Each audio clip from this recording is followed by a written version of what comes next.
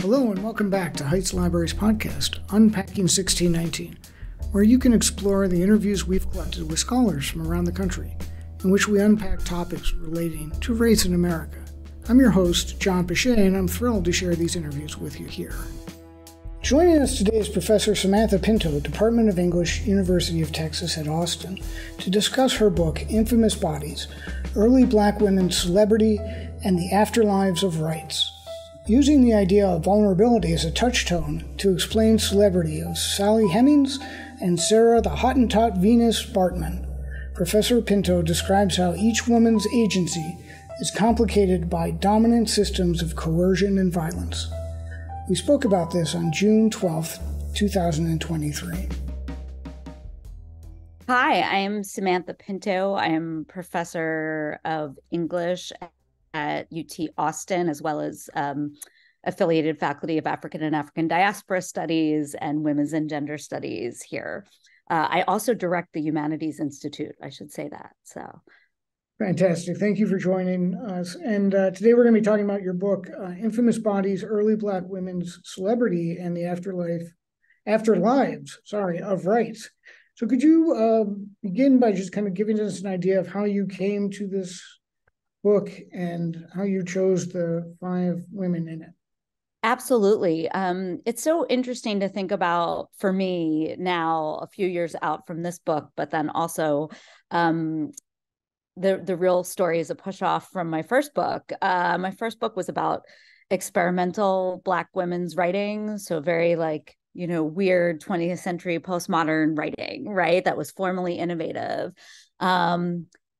And while I was doing that, right, I was writing this chapter that was about an author named Jackie Kay, a Black Scottish author, and she was writing about blues women. She wrote this kind of memoir / biography of Bessie Smith, and I started thinking so much about the intellectual work that Black women's celebrity did for not just Black culture, right, in the way it's usually celebrated, but in terms of the Black political. And there were and are lots of Black feminist scholars working on that kind of blues era.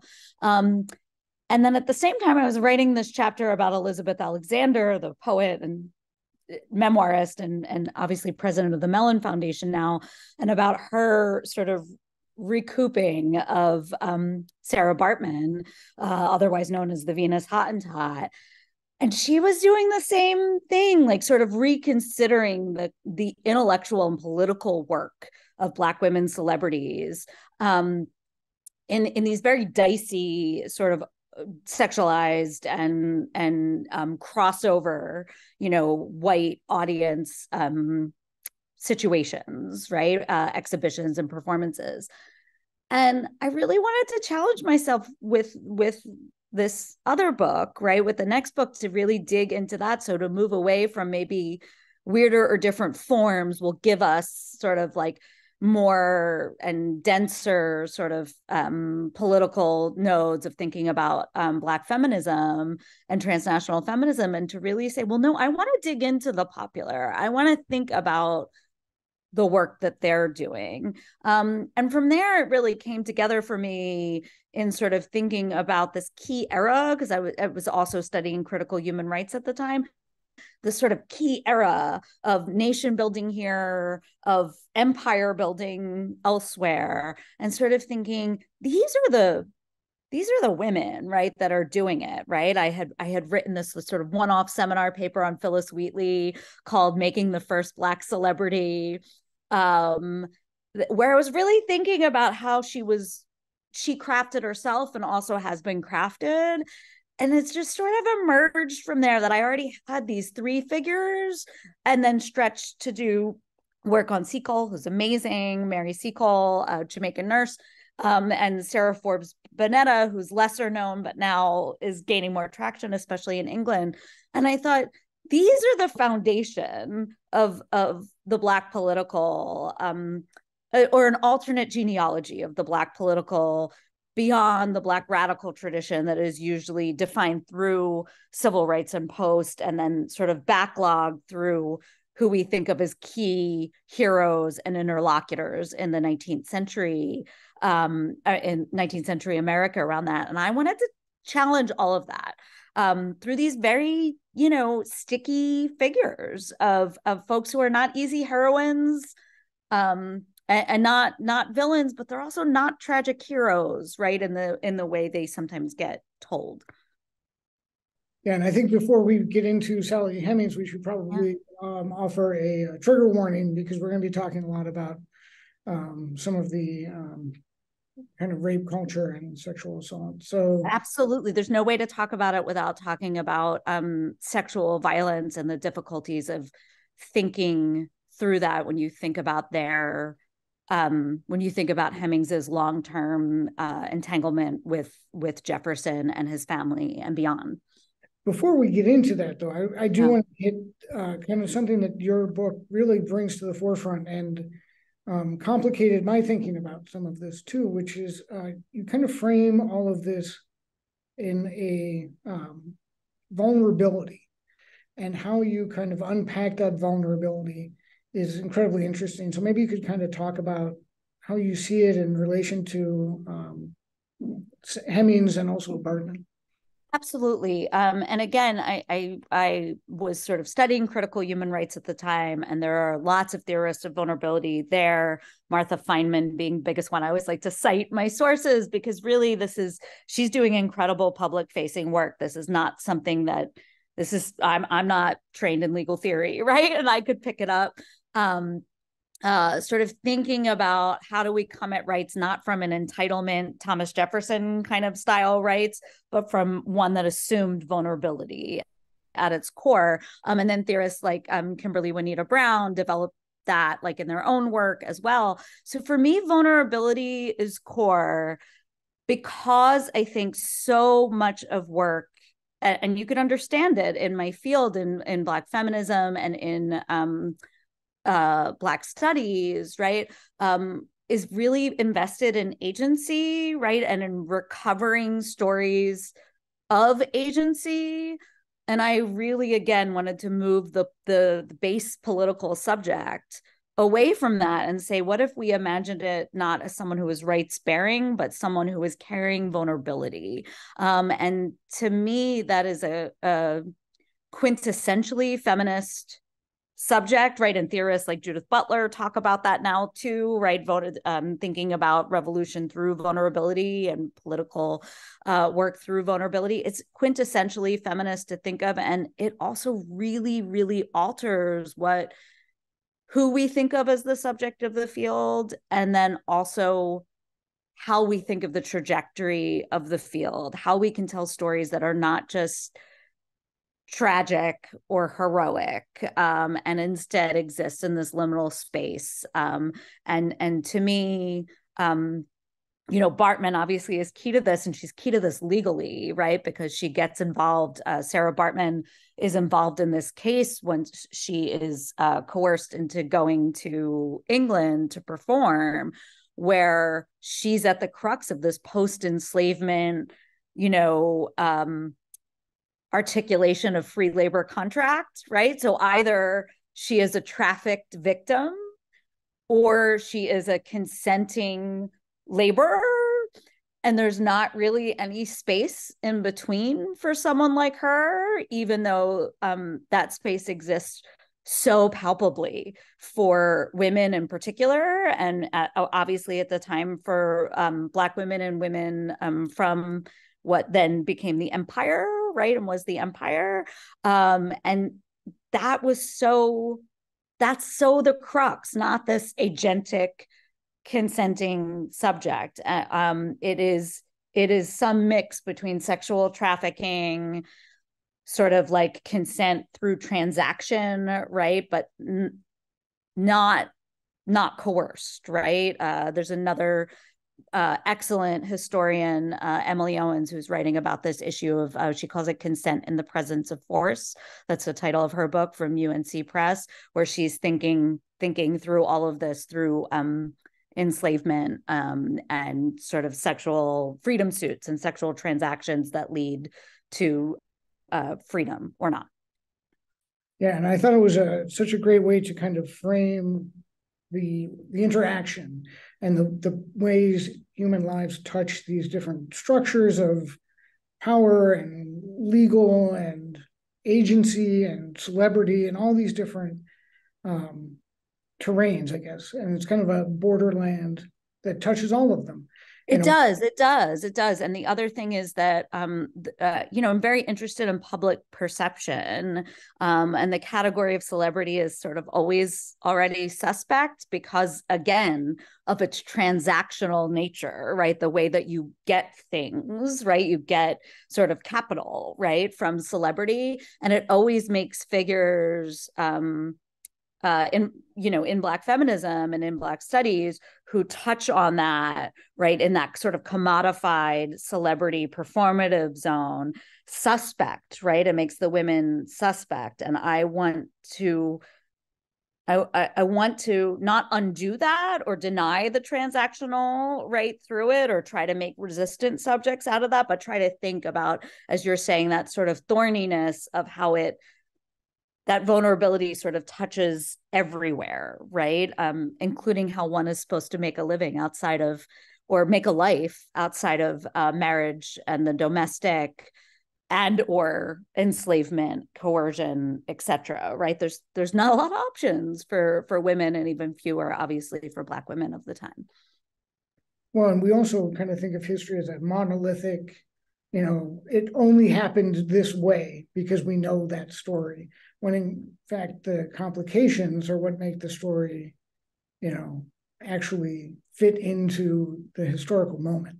Yeah, and it's so risky too, right? Like to and you've been doing this with your work here. Sitting with the complications feels risky at this moment where it feels like truth can be denied, when people's humanity is under this suspect feeling. And yet I really wanted to sit with like Elizabeth Alexander narrating Sarah Baartman by saying, I am the family entrepreneur. Like, what does it mean to sit with this difficult desire that we can imagine an alternate trajectory and story for Baartman that doesn't deny coercion or violence, right, at all, but also leaves room for desire, right, and for a will to do something other than recoup the stories that in the contemporary moment we want so desperately. And I understand that, and there's ways I can never understand also as a white woman in this field, right, but like really dig into that, really dig into that difficulty. Well, and I think digging into the difficulty of Sally Hemings is probably the most profound way to do that. So can you kind of explain to us how you came to Sally Hemings, how you understand her story, and just kind of, because it's incredible how you kind of unpack her complicated relationship to Jefferson, slavery, desire, agency, vulnerability. It's fantastic. It's because so many people before me have worked on Hemings, right? There's, of course, the amazing historian Annette Gordon-Reed, who even before the DNA test, right, writes the book that says, actually, historically, you could trace through documentation, not just that it was true that they had kids together, it's true, right? But you could actually trace their emotional entanglement as part of her argument, which again is really difficult work for a Black feminist legal historian like herself, right, to say, actually, I want to trace the emotional entanglement between them. And so you see that kind of work, to folks like Sarah Clark Kaplan, who writes this great book about so much about Hemings herself, but about the narrative that Barbara Chase Rabeau writes about her, who also writes a book about Baartman, right, that is really trying to renegotiate what does it mean to think about like autonomy and the erotic when we think about these coerced situations, right? What does it mean to write that in to our histories? And then the other thing I should say about coming to this chapter is with my fantastic former colleague at Georgetown when I was there, Laura Smith, we wrote an NEH grant to go to do this comparative, she's a political scientist, to do this comparative course on what is the human, or what is equality, what is equality. And it was comparative US and African sort of political theory and cases, right, and films and books and other things. And part of the grant money from the NEH was to take our students for the term to Monticello, right, to take them on a day trip to Monticello as we're reading all of this stuff, as we're investigating how Sally Hemings and how Jefferson and his role as an enslaver are codified in this space. And that was actually truly remarkable, not just in this very obvious, when we first started doing that, it was still called the plantation tour. It was still very, they weren't quite there yet, right? Within the span of us starting this grant to the last time I went for the last trip before the book, they had transformed it into the Slavery at Monticello tour. They had an app where people were sort of reading documented narratives about enslaved life. They were not shying away from thinking about Jefferson's relationship to enslavement, let alone to Sally Hemings. And of course, now they've sort of excavated this room that they've termed Sally Hemings' room. There's some debate about whether it was actually her room, right? But tried to mark, right, the sexual violence and coercion involved, to try to mark the kind of labor, the sexual labor and domestic labor involved in her position. And all of that is like this sticky celebrity stuff, right? It's very good that American history is not being taught the way it used to be in these very, very public sites. And it's clearly also, there is a new market for American history, and there is a new market for Sally Hemings's story that is different even than the like 80s and 90s boom in Sally Hemings miniseries, right? Where we also had to see a different version of 14-year-old Sally Hemings being seduced by Jefferson that was like highly sexualized and problematic. Right here now we've got a totally different version of the story, and there being a market for it. Right. I'm fascinated by that. I'm a lit scholar by training. For me to see the way Sally Hemings as a figure gets operationalized in different contemporary political moments is fascinating, especially because, William Wells Brown writes Clotel in the 1850s and is totally like, oh yeah, we all know Sally Hemings was with Jefferson and she had kids. Like I call it the open secret. I use that kind of theory, the open secret. It's like everybody knew. No one denied this was not new. And this was not Annette Gordon Reed writing in the 80s, right? Like that told us all this, right? Everybody knew. Not to mention that we have an actual Hemings Jefferson child giving the story, right, to a newspaper in the 1860s. So how could you not dig into this, especially because there's virtually no trace of her, that her voice doesn't exist. She's barely in the logbooks even, and Jefferson is a devoted record keeper, debates about whether he purposely kept her out or whether his child came in later, his child with Martha, his white wife, came in later and excised, right, all evidence. It's a mystery that's not a mystery. It's fascinating, and it is seated at that very, this is why Hamilton is so fascinating, at this very moment where folks are theorizing the rights of man. How could you not think this is involved? How could you not think that this is so deeply imbricated in life, liberty, and the pursuit of happiness, and both really obvious who is that subject that gets those ways, and really non-obvious ways, right, that involve such deep vulnerability acknowledged, right, all around Jefferson and acknowledged by Jefferson himself, even as he's an enslaver. Well, there also seems to be this primary fear of recognition. So, and it talks, and I think it is located in that vulnerability you talk about, because, if everyone knew about Sally Hemings, how did we forget her? How did we erase her? Well, it's white supremacist in one hand, but as slavery recedes, another form of violence ascends. So it's this constant battle, I think you're saying, between like loud narrative and fight against erasure. And that agency is where that, like, in between those two is where Hemings' agency comes in. Not only for history, but also her as a person navigating being 14 to a 40-year-old, dealing with a powerful enslaver and rapist, all these complications, and yet there's a human girl standing in front of this guy going, okay, now what's next? Right. How do I negotiate this? What is this? What does it mean that she's third generation sexual enslaved labor, right? Third generation. What does it mean that she's Jefferson's wife's half sister, right? Like how, like that she, I mean, we talk about grooming now when we think about the sexual trafficking of girls, right? Like she was literally groomed for this, right? This was her legacy.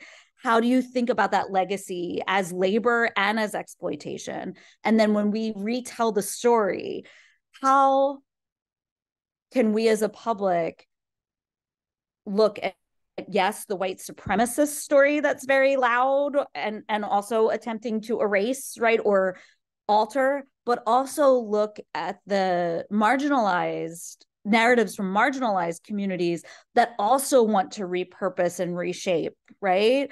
And for me, that's always what I'm, really looking at, partially because other people are doing this great work to excavate the white supremacist side of things, is to say, like, yeah, let's take that as a given, man. They turned her room into a bathroom. Like I say in the book, like, you can't make this up, right? You can't make up how horrific the erasure is, right? So what have Black folks done with that erasure? How have they either not let it happen or repurposed some of that, including, some of the performers that have played her, right? Like Tandy Newton, right? In the Merchant Ivory production of this, right? The movie in the early 90s, right? Gwyneth Paltrow was the daughter, right? Was Jefferson's white daughter, right? And it's fascinating, right? To think about those stories and how imbricated they are, as well as to think about her as an actual subject, right? An affective subject with her own family history, that we can never have access to that interiority. How do we start to make it up, right? In that kind of critical fabulation, that's Saidiya Hartman's term, way. How have we made that up? How have we been making it up? And what does that say about the political moments in which it is being remade, right? Yeah. Well, one of the ways we make it up, and we meaning a white culture and white supremacy, is that we erase her, Sally Hemings, blackness and say that she may have been really light-skinned and had straight hair and looked more white. And that's one way that we make sense of what happened. And it's kind of like erasing the slavery part of it, by, well, she was mostly white. But then when you look at the Hottentot Venus Bartman, the exact opposite is happening, where they couldn't make her Black or African enough. You say they have to put, what did they put? Not implants, but like a padding on her at some point. Yeah, well, she has covering on her at certain points, but it's in the play. It's in Susan Lurie Parks's play that she's played with exaggerated prosthetics. So maybe you could talk about her, Bartman, and how she came to be in the position she was, and also the contractual nature of that, because I think it's a move from slavery to legalization of slavery to a legalization of labor that is very nefarious.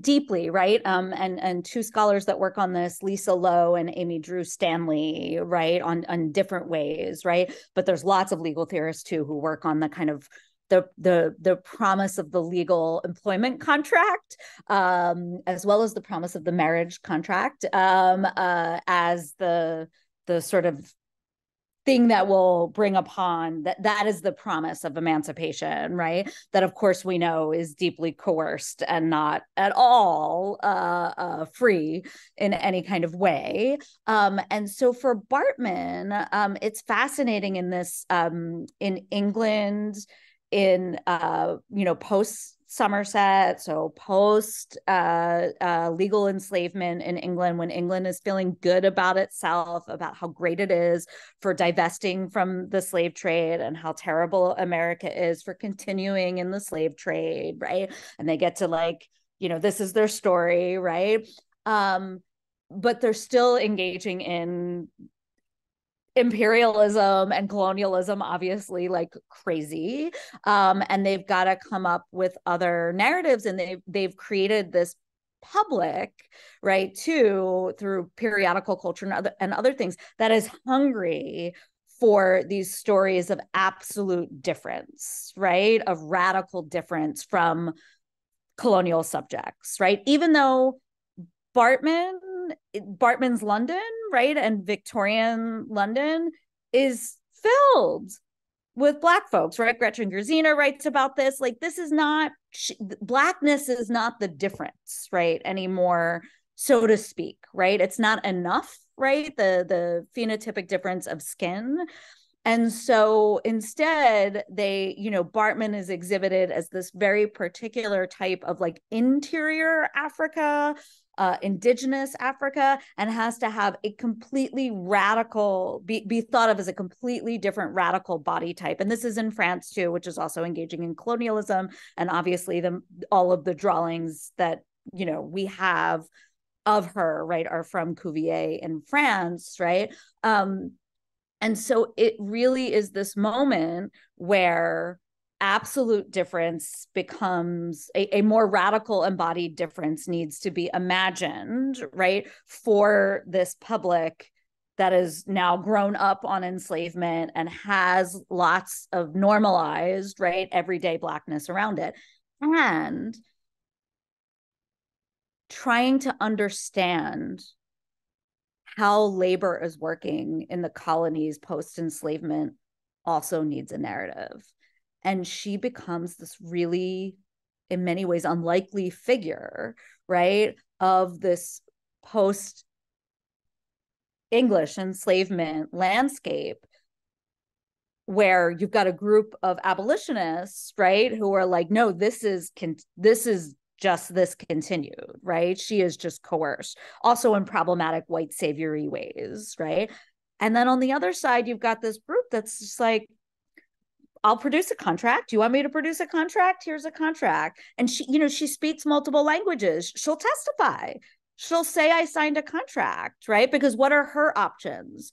Where is she going to go if she says, well, this was coerced? Well, actually, I was, sexually violated and made into this person's property back in Cape Town when I was already doing work in town because my own people were decimated, right? Completely decimated by colonialism, right? Now I'm going to come here. These are my options. Like, where am I going to go? So she's going to narrate herself as having a contract. And then, of course, right after this trial, where her labor contract is the thing that's under concern, one of her main captors, right, just marries her because that solves all the problems. He could do whatever he wants then if he marries her. And then she doesn't have any more rights. So this idea that contract will be labor contract, that consent to labor, that marriage, which is seen as a tool largely of white women, right, to gain certain kinds of rights. But we also know, of course, it lost them rights and property and other things, right? These are both exposed as the fictions that they are, right, for her.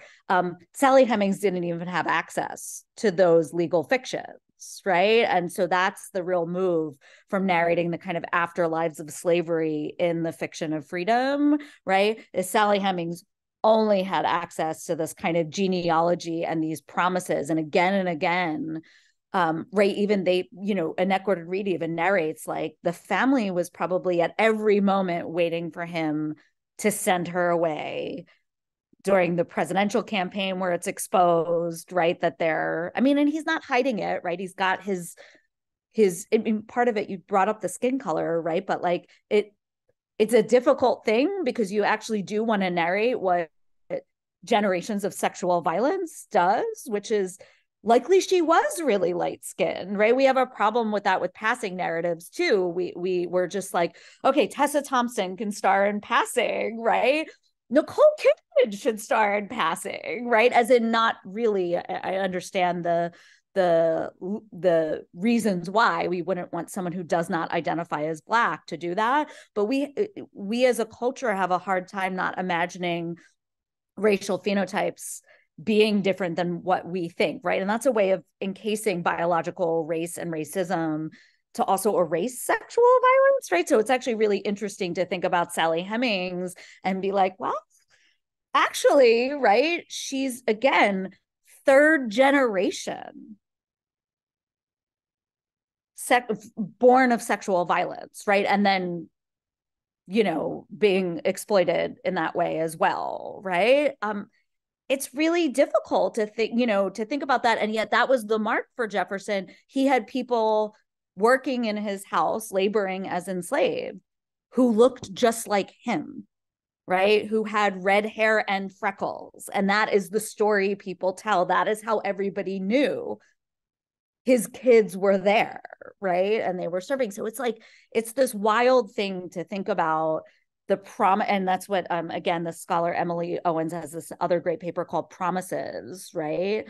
Without legal recourse, what you had were promises and an informal economy of freedom, right? That was difficult to navigate, but people tried to extract and do different things. And then on this other side, you've got the fiction of contract itself, as if that would save anyone, as if that would have saved anyone, right? We all know it's a fiction. Yeah.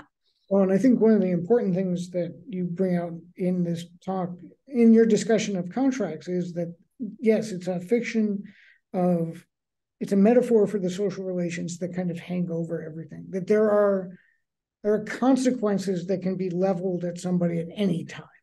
Yeah. So Sally Hemings was a slave her entire life. That meant that there were consequences for any misstep that she could make. She was constantly reminded, you are my property first. And the same with Bartman, like first you are a sexual performer, and anything that comes after that is written in that violence. Yes. Yeah. And just to say two things, I always want to cite again where my stuff comes from. So legal fictions and the idea of the fiction of contract. Carla Holloway, who's a brilliant scholar, as well as a novelist, has written two novels that sort of come from Passing, right? That are actually written about the characters, but after the time of Passing, that are really great. She wrote about legal fictions, right, of contract. And then the second thing is, Sally Hemings, interestingly, right, when Jefferson dies, she is given her walking papers, right? So she is technically free, although she was not one of the people he freed in his will. And so it actually is sort of fascinating to think about. And Barbara Chase Rabeau actually starts her story and frames her story through that post walking papers moment when she's imagined to be living in Richmond with one of her sons, right? Is to sort of think about what happens, in fact, when a census taker comes and doesn't know whether to classify her as white or as Black, right? So it's, again, sort of this moment of illustration of sort of thinking about what does freedom even mean? She wasn't given freedom. She was sort of like given walking paper, right? Like she was given a kind of freedom, right? Something akin to freedom, right? As Harriet Jacobs calls her own choice of sexual liaison, right? Like it's so why it's no, you can understand why so many people and so many African American and Afro diasporic authors and artists want to make something out of this and try to figure out what stories come from this, because it's an origin story, right? Well, I think that's a good place to kind of wrap it up, in that I'd like you to kind of tie these threads together as far as like, especially Black women's sexuality within this kind of liminal space of either or, not, and presence, and all that kind of vulnerability that we were talking about before. So Absolutely. And I just want to say again that my field, I consider myself a student of Black feminism, but African American women's history and Afro diasporic women's history, particularly of enslavement, has done amazing work on this, but even post-enslavement. So folks from Evelyn Hammonds to Darlene Clark Hine to more recent, and Deborah White, there's all kinds of folks doing work on this, Jennifer Morgan, to more recent folks like, as I have cited, Emily Owens, Jessica Marie Johnson, Marissa Fuentes, are trying to work out, have all been working on, how do you work this out? How do you call it rape? How do you call it sexual assault? And also, how do you question ideas about pleasure, about consent, about desire, and about labor, right? To really acknowledge it as work, right? As a kind of work that doesn't evacuate consent in the same way that you could sign a labor contract and still be forced and coerced into doing labor you don't want to do and is not good for you, right? How do we talk about this when we talk about a category of people who was legally, categorically not able to be raped, right? Because rape is a legal category, right? That you're not able in US courts to testify in a court of law, to be recognized, right? As a witness or as someone bringing suit. Although, again, there are these liminal cases where slave codes are more fluid, like in New Orleans, where multiple different kinds of law come into play at different points, right? Before things are federally codified. For me, I think it's really powerful to think about the way that, and again, Emily Owens does this, commerce and transaction and labor are always a part of the story of Black women's sexuality. And that doesn't turn them into bad subjects, and in fact should make us really question what the roots are, as many people have around respectability politics. What are the roots for Black women as political subjects and as sexual subjects? How are they stitched together through sexuality and through public displays of sexuality? Almost always racist, right? And also, where else is there desire? Are there roots other than home, community, etc., and coercion, rape, resistance, right, to all things? To me, this is Black feminist living. This is life. This is how Black women have made a way out of no way, as various theorists have thought about it. and there's no need to romanticize that. It's really difficult, but I also think it gives, that vulnerability gives us paths through to thinking about subjectivity today that is imperfect, that is always compromise, never pure, right, in whatever way we want to think of it, and that thinks about the most vulnerable among us first as the subject of law and rights, not that law and rights will save us, right? Rather than thinking about how can we all ascend to Jefferson? How can we all ascend to the rights-bearing white male subject?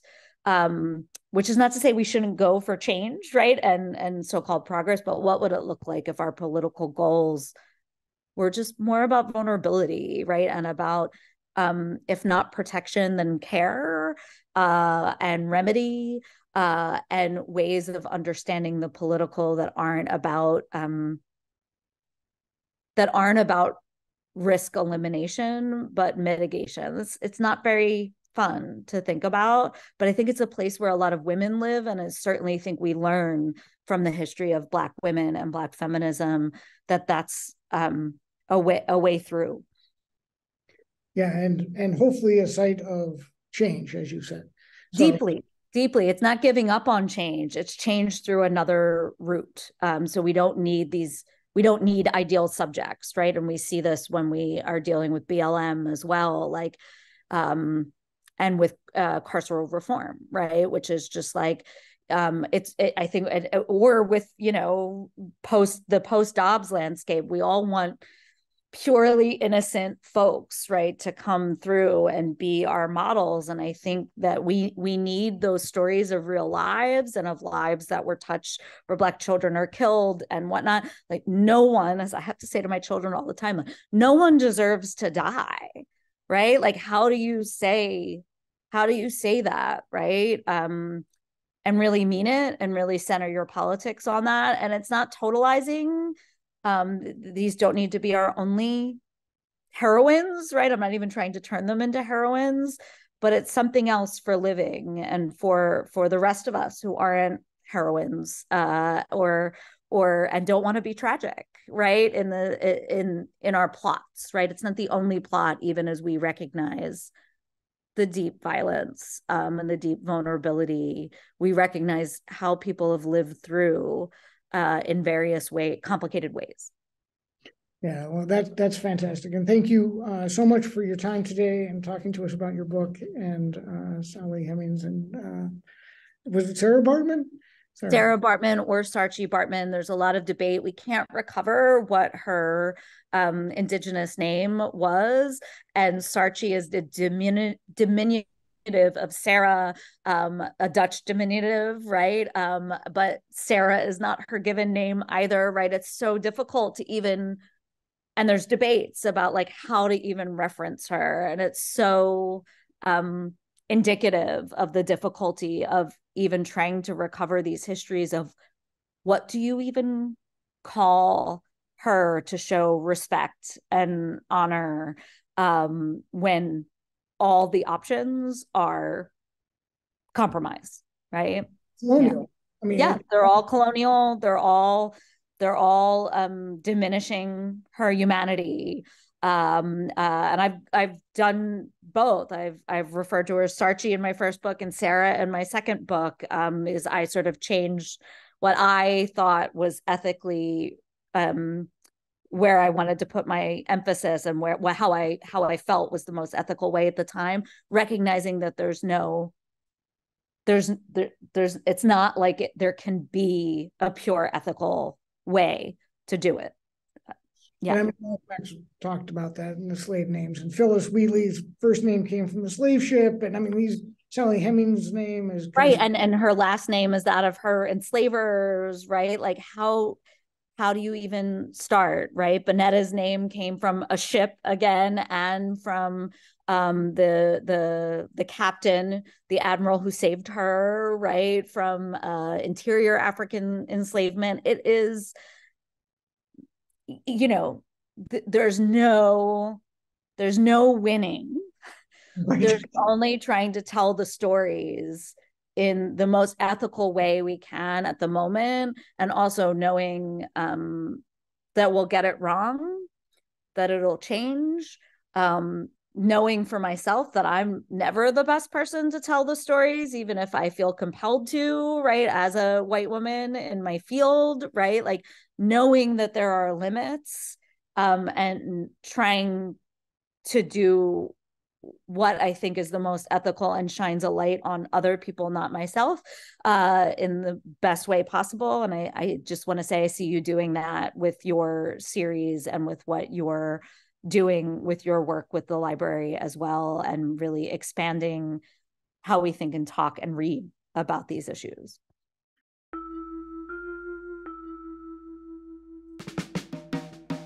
Thanks for listening to the Unpacking 1619. For more information on Heights Library's 1619 Project discussion group, or to check out more interviews with scholars, please visit heightslibrary.org. See you next episode, wherever you listen to podcasts.